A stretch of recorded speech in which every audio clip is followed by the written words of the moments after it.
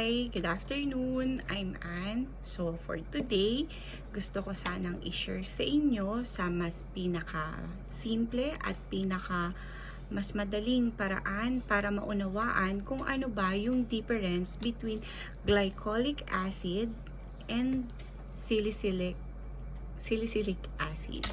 So, disclaimer po, hindi po ako isang certified board dermatologist. Ako po ay isang nurse, isang secondary educator, major in chemistry, at isang culinary arts chef.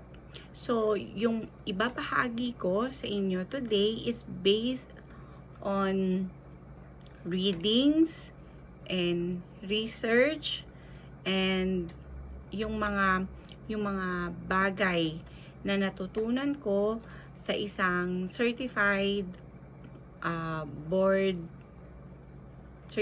dermatologist. Yun. So, yun.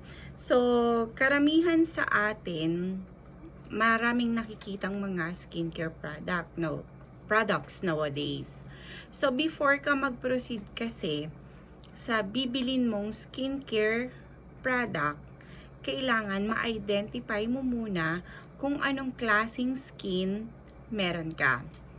So, gusto ko munang makita nyo ang aking before and then yung aking after para magka-idea kayo kung gaano naging effective yung skincare journey at saka mga skincare products na ginamit ko nitong mga nagdaang buwan.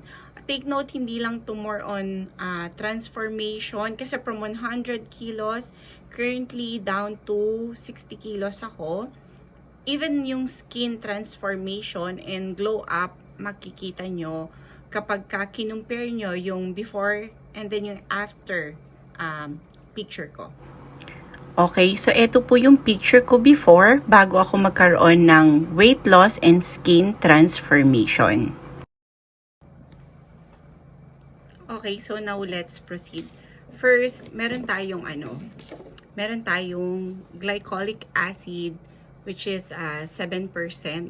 So, paano paggamit ng glycolic acid? So, yung glycolic acid, hindi natin siya, kung hindi ko siya ginagamit daily. Ginagamit ko siya every other day. And then, yung glycolic acid, hindi mo siya po pwedeng isabay sa retinols. Kasi magkakos siya ng skin irritation. So, ano naman ang ginagawa ng glycolic acid sa ating skin? So, kung ang niacinamide ay maraming gamit, ganun din yung glycolic acid. So, yung glycolic acid, kung meron kang mga uneven tone skin sa mukha, or sa katawan mo, sa batok mo, sa singit mo, sa kilikili mo, po pwede mo siyang gamitin.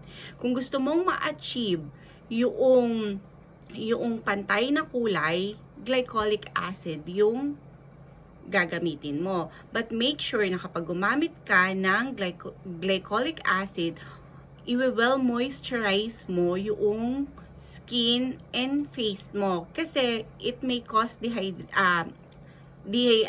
dryness sa skin mo. So, yun yung ng glycolic acid, yung mga pinanggalingan or pinagbakasan ng mga tagyawat, ng mga dark spot, po pwede mo siyang gamitin at po pwede siyang lumabo, and then eventually po pwedeng magpantay yung kulay mo. And how about naman yung salicylic acid? Kumbaga, si glycolic acid, yung outer layer ng skin mo ang tatrabahuhin niya, or yung panglabas. While salicylic acid is yung loob ang tatrabahuhin niya, which is yung mga pores. So, kadalasan, kaya tayo nagkakaroon ng mga pimples, and then oily skin, kasi meron tayong mga clog pores. So, ngayon, si salicylic acid, siya yung bahalang mag-treat doon sa kasalukuyang mga acnes na meron ka.